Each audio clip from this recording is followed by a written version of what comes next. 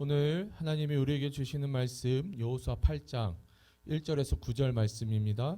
여호수아 8장 1절에서 9절 말씀. 여호와께서 여호수아에게 이르시되 두려워하지 말라 놀라지 말라 군사를 다 거느리고 일어나 아이로 올라가라. 보라 내가 아이 왕과 그의 백성과 그의 성읍과 그의 땅을 다 내 손에 넘겨 주었으니 너는 여리고와 그 왕에게 행한 것 같이 아이와 그 왕에게 행하되 오직 거기서 탈취할 물건과 가축은 스스로 가지라. 너는 아이 성 뒤에 복병을 둘지니라 하시니 이에 여호수아가 일어나서 군사와 함께 아이로 올라가려 하여 용사 3만 명을 뽑아 밤에 보내며 그들에게 명령하여 이르되 너희는 성읍 뒤로 가서 성읍을 향하여 매복하되 그 성읍에서 너무 멀리 하지 말고 다 스스로 준비하라. 나와 나를 따르는 모든 백성은 다 성읍으로 가까이 가리니 그들이 처음과 같이 우리에게로 쳐 올라올 것이라. 그리할 때에 우리가 그들 앞에서 도망하면 그들이 나와서 우리를 추격하며 이르기를 그들이 처음과 같이 우리 앞에서 도망한다 하고 우리의 유인을 받아 그 성읍에서 멀리 떠날 것이라. 우리가 그들 앞에서 도망하거든 너희는 매복한 곳에서 일어나 그 성읍을 점령하라. 너희 하나님 여호와께서 그 성읍을 너희 손에 주시리라.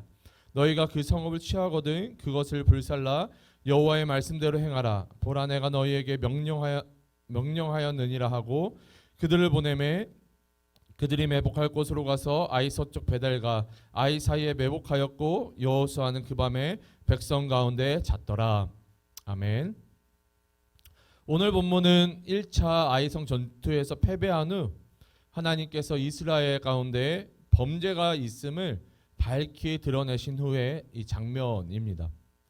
1차 아이성 전투에서 이 여호수아와 그 군사들은 자신들의 경험과 힘으로 이 아이성을 점령하려 했습니다.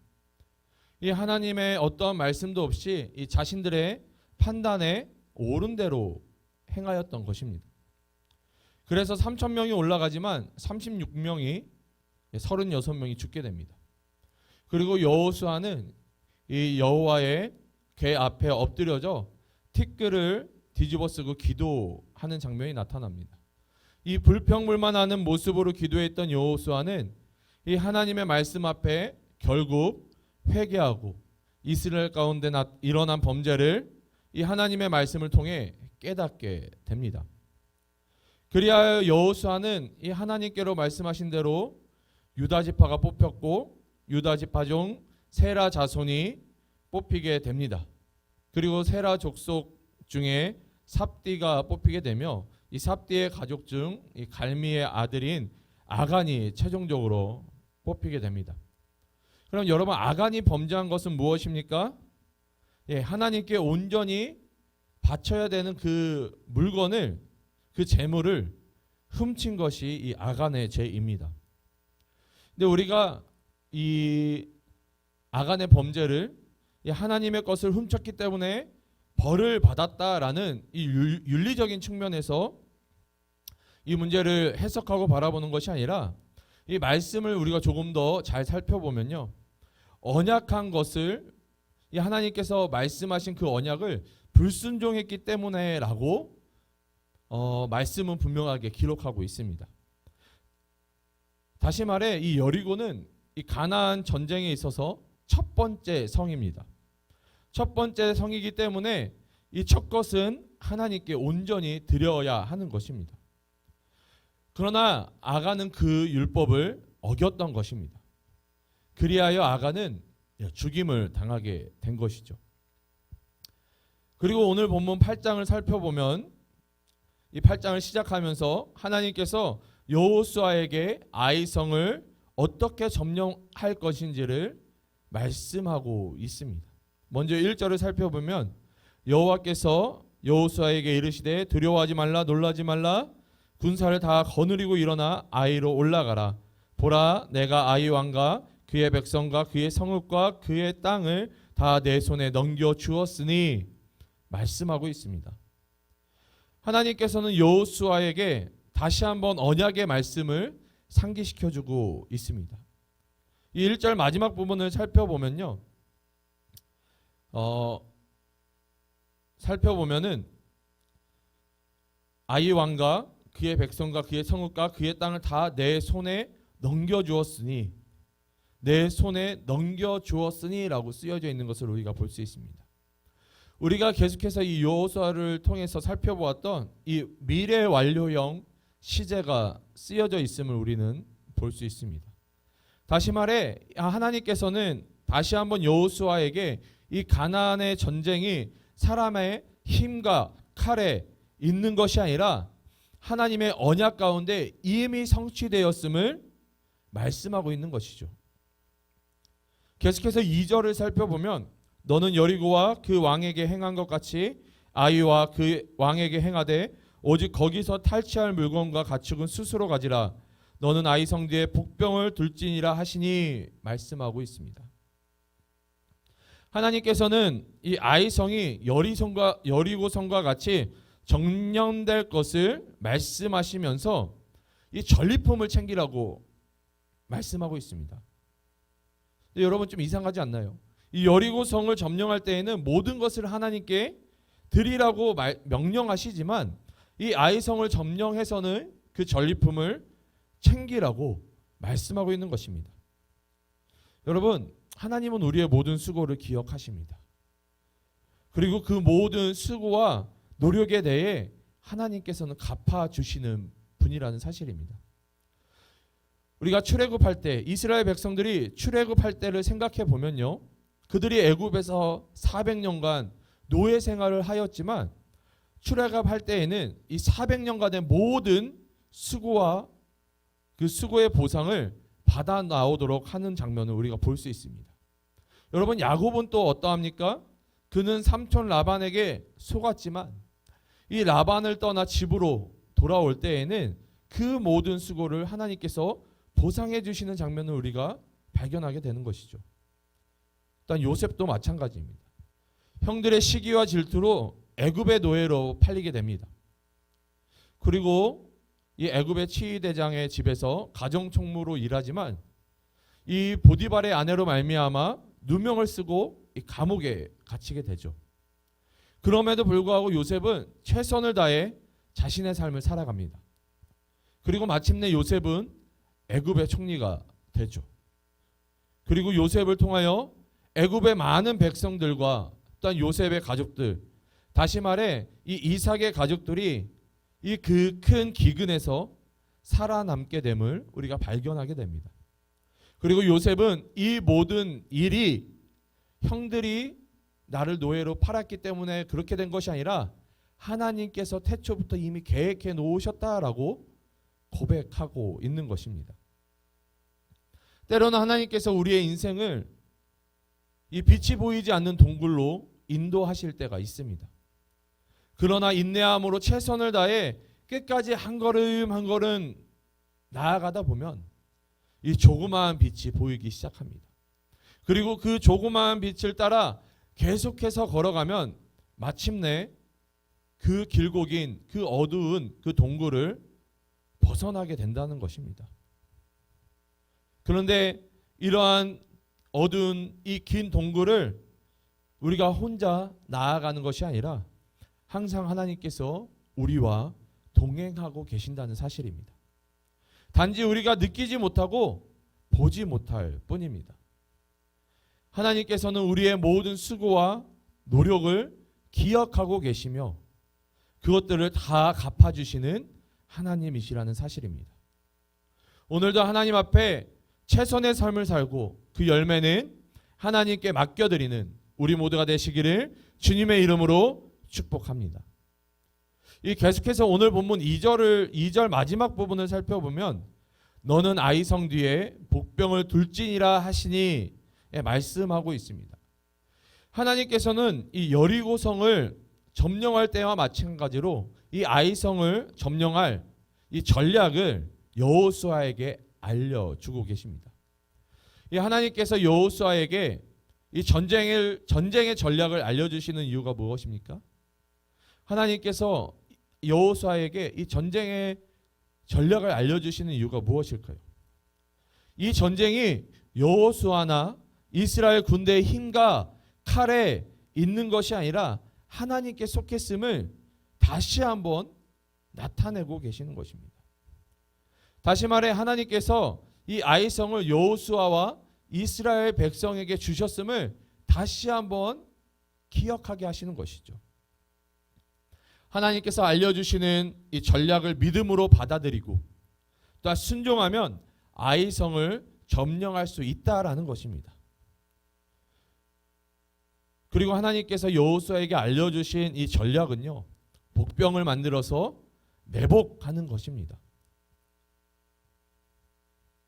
이 여리고성을 점령할 때에는 이 하나님께서 여리고의 성벽을 무너뜨리고 그래서 점령할 수 있게끔 하셨습니다.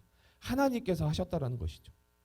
그런데 이 아이성을 점령할 때에는 하나님의 말씀에 순종함으로 싸워서 이스라엘 군대가 싸워서 점령해야 하는 것입니다.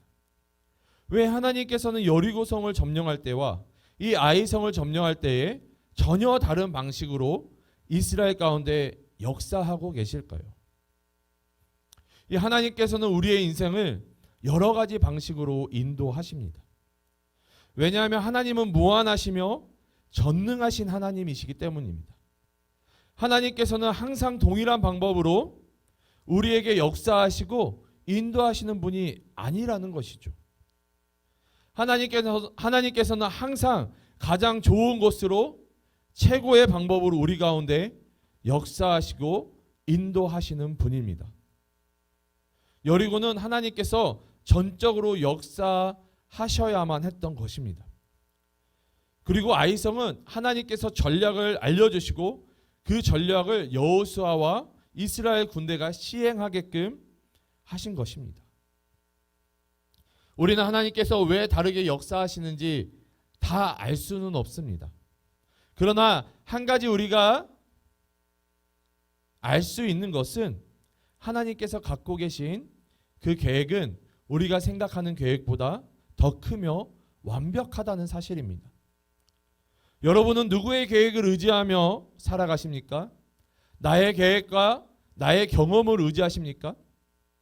아니면 나에게 가장 좋은 것들을 최선의 방법으로 인도해 주시는 하나님의 계획을 의지하며 살아가고 계십니까? 저는 이 필리핀에서 선교사로 훈련을 받으면서 평생 선교사로서 부르심을 받았습니다. 그 부르심 가운데 너무 두렵고 떨려서 또한 무엇을 준비해야 될지 알 수가 없어서 금식하며 하나님께 기도했습니다.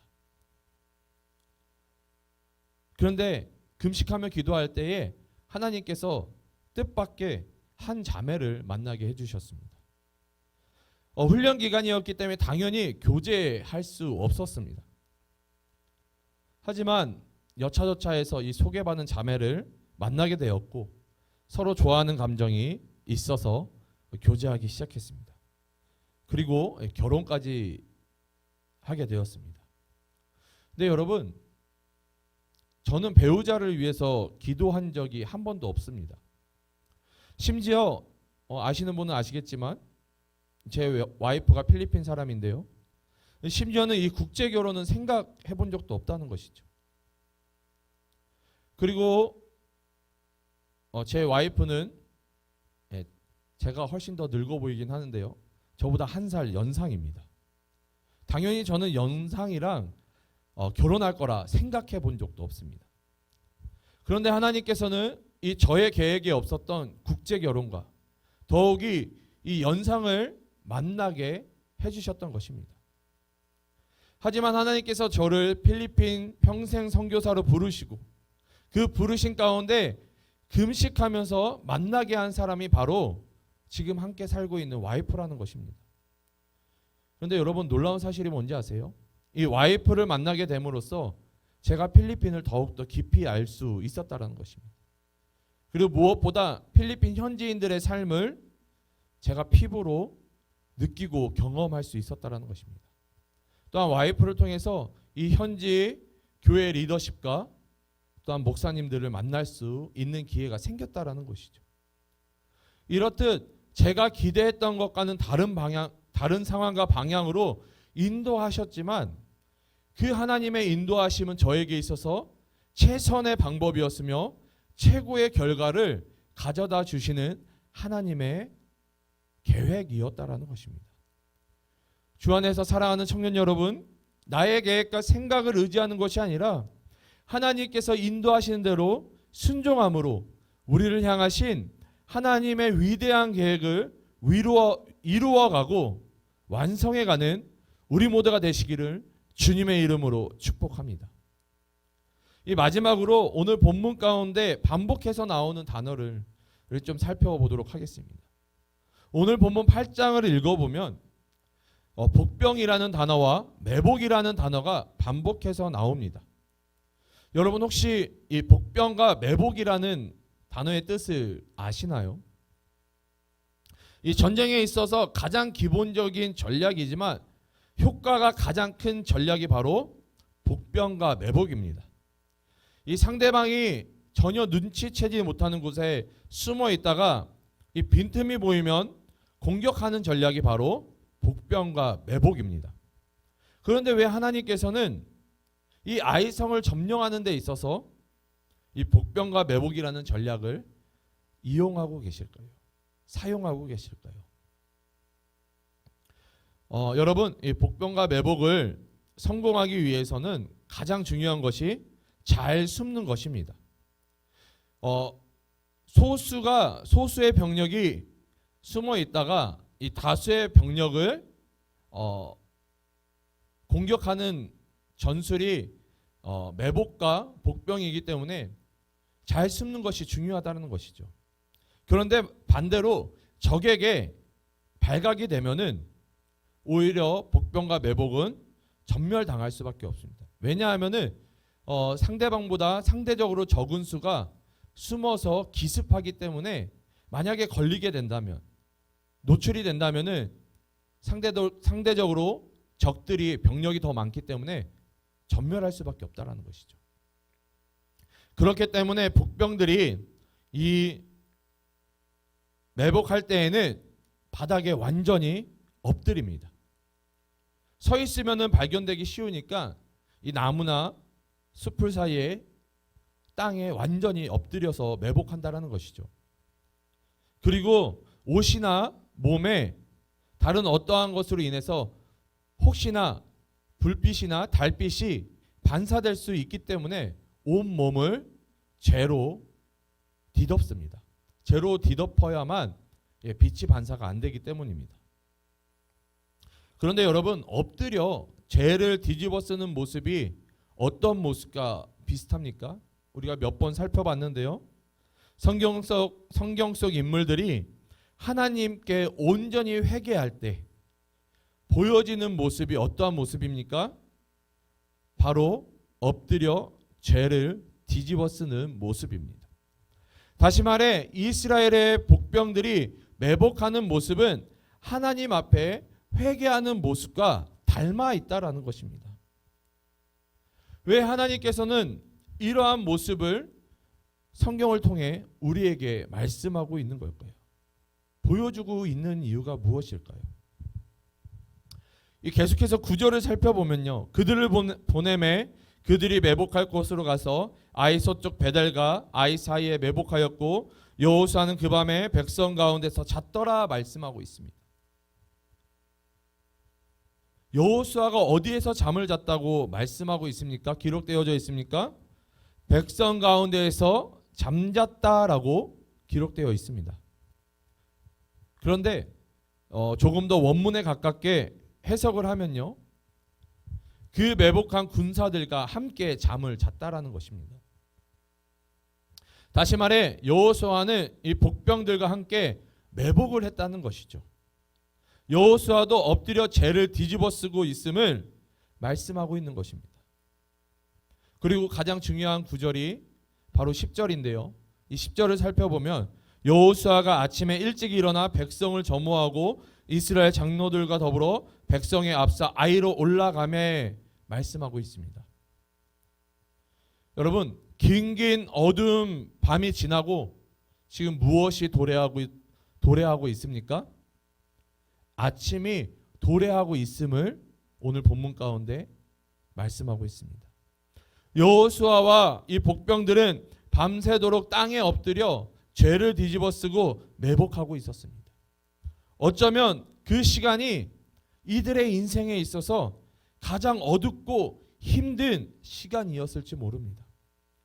그러나 그 시간이 지나자 밝은 태양이 떠오르듯 아침이 도래하게 되는 것입니다. 왜 하나님께서는 이러한 장면을 우리에게 보여주고 계실까요? 여러분, 여호수아가 누구를 예표합니까? 바로 오실 예수님을 예표하는 인물이 바로 여호수아입니다. 여호수아는 이 백성들과 함께 밤새도록 엎드려 죄를 뒤집어 쓰고 있었습니다. 이것은 예수님께서 자기 백성들과 함께 엎드려 죄를 뒤집어 쓰고 계셨다는 것을 상징적으로 지금 보여주고 있는 것입니다.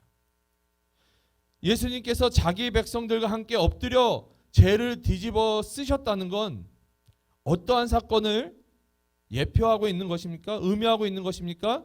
예수님께서 하늘 영광 보좌 버리시고 낮고 낮은 이 땅 가운데 오셔서 자기 백성들의 모든 죄를 짊어지시고 십자가에 못 박혀 돌아가셨음을 의미하고 있는 것입니다. 주 안에서 사랑하는 청년 여러분, 예수님께서는 우리를 위해서 낮고 낮은 이 땅 가운데 성육신하셔서 오셨습니다. 그분은 우리와 함께 엎드려졌으며 우리 때문에 죄를 뒤집어 쓰셨습니다. 우리의 죄를 뒤집어 쓰셨다라는 것입니다. 그리고 우리와 함께 어두운 긴긴 밤을 보내셨습니다. 혹시 여러분 중에 엎드려서 죄를 뒤집어 쓰고 긴긴 밤을 보내고 있는 청년들이 계십니까? 여러분은 지금 혼자 그 어두운 밤을 지내고 있는 것이 아닙니다.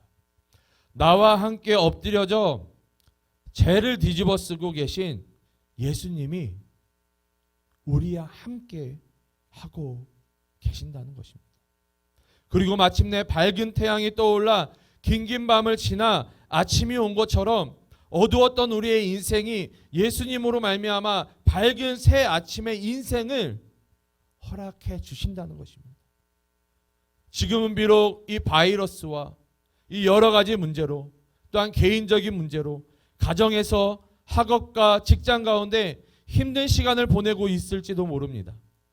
하지만 오늘 말씀을 통해서 나와 함께 엎드려져 죄를 뒤집어 쓰고 계신 예수님을 붙잡음으로 말미암아 밝은 새날 가운데 예수님과 동행하는, 또한 승리하는 우리 모두가 되시기를 주님의 이름으로 축복합니다. 여러분, 오늘 하루 하나님 앞에 기도하며 나아가실 때에 하나님 말씀에 순종하는 자들 되기 원합니다. 하나님께서 나의 인생 가운데 그 위대한 계획을 가지고 계시는데 하나님 나에게 말씀하여 주셔서 그 하나님이 가지고 계신 그 위대한 계획 가운데 믿음으로 순종함으로 한 걸음 한 걸음 하나님과 동행하는 우리의 인생들 되게 도와달라고, 그리하여서 내 생각 내 뜻대로 행하는 것이 아니라 그 하나님의 위대하신 계획 가운데 나의 삶을 맡겨드리는 인생들 되게 해달라고 그렇게 결단하며 기도하셨으면 좋겠습니다. 또한 이 시간 하나님 우리와 함께하고 계시는 그 예수 그리스도를 우리가 발견하고 바라보기 원합니다. 때로는 힘들고 어렵고 어두운 상황 가운데 있지만 여전히 나와 함께 동행하여 주시고 무엇보다 낮고 낮은 이 땅 가운데 나를 위해서 그 십자가를 지시고 죽으시고 부활하신 그 예수님을 온전히 붙잡기를 원합니다. 그리하여서 이 바이러스를 이기게 도와주시고 나의 개인적인 삶의 어려운 부분들 이겨낼 수 있게 도와주시옵고 상황과 환경 가운데, 가정 가운데, 학업과 직업 가운데 있는 어려움들 예수님과 함께 밝은 태양이 떠올라 새 아침을 맞이하듯이 우리의 인생 가운데 새 전환점을 허락하여 달라고, 승리하는 삶을 살게 해달라고 예수님을 붙잡음으로 또한 그렇게 기도함으로 나아가는 우리 귀한 청년들 되시기를 주님의 이름으로 축복합니다. 기도하시겠습니다. 사랑과 은혜가 충만하신 주님 너무나도 감사드립니다. 하나님 오늘도 말씀을 통하여서 깨닫게 하여 주심을 너무나도 감사드립니다. 하나님 여호수아에게 아버지 어떻게 나아가야 되는지 하나하나 다 말씀하여 주시고 알려주셨던 것처럼 그 하나님의 계획을 아버지 말씀하여 주셨던 것처럼 우리들 가운데에서도 하나님 아버지 말씀하여 주시옵소서. 우리의 인생 가운데 하나님 가장 좋은 것으로 최선의 것으로 우리의 인생을 하나님 계획하고 계시는데 아버지 기도하며 나아갈 때에 아버지 깨닫게 도와주시고 우리에게 믿음을 허락하여 주시고 순종하는 마음을 허락하여 주셔서 하나님의 그 계획하신 가운데 그 말씀 가운데 순종함으로 한 걸음 한 걸음 나아가는 그리하여 그 위대한 계획을 완성해가는 우리의 인생들 되게 도와주시옵소서. 특별히 하나님 아버지 이 시간 예수 그리스도를 바라봅니다. 힘들고 어려운 상황 가운데 놓여 있습니다. 긴 어두운 그 터널을 지나고 있는 우리의 인생들입니다.